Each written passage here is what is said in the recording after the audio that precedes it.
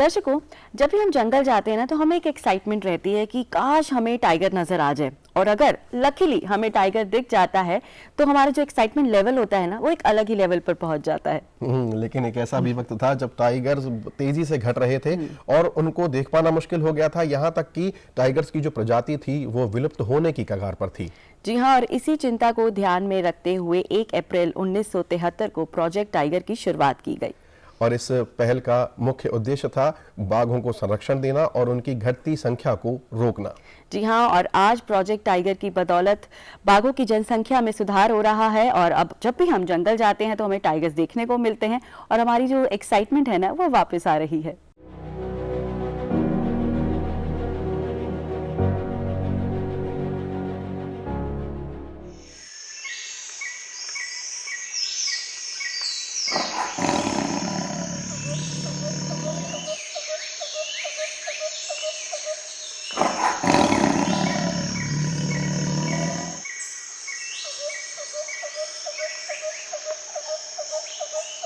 Tiger को एक जंगल की नब्ज माना के पल्स माना जाता है।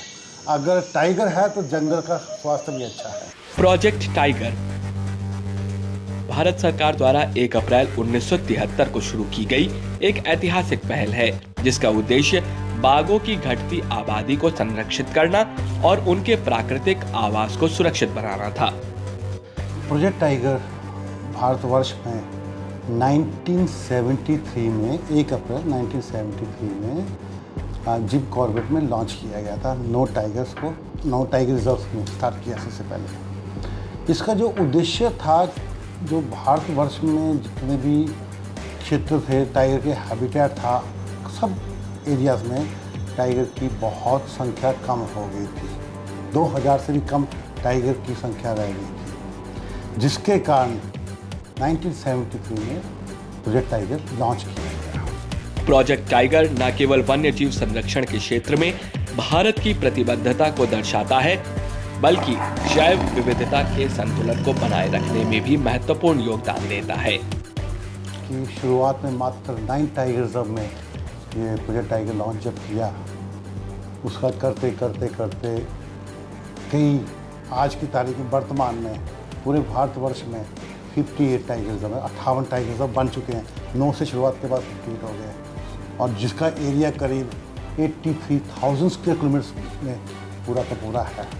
इनका क्षेत्र फैला हुआ टाइगर उसका, और जो संख्या हमारी बहुत 2000 से भी कम रह गई थी, और बीच में ऐसा समय भी आया था जब इनकी संख्या 1500 के मात्र से भी कम रह गई थी, जब सरिस्का और पन्ना टाइगर रिजर्व में ये पता लगा कोई टाइगर खत्म हो गए। उसके बाद नेशनल टाइगर कंजर्वेशन अथॉरिटी का गठन हुआ, एक्ट में अमेंडमेंट हुए, और आज हमारे भारतवर्ष में करीब 3682 टाइगर्स हैं, जो कि विश्व की वाइल्ड टाइगर पॉपुलेशन देखते हैं तो उसका 70% है करीब। प्रोजेक्ट टाइगर के तहत शिकार पर सख्त प्रतिबंध लगाया गया, वन क्षेत्रों का संरक्षण किया गया और स्थानीय समुदायों को संरक्षण कार्यों में शामिल किया गया।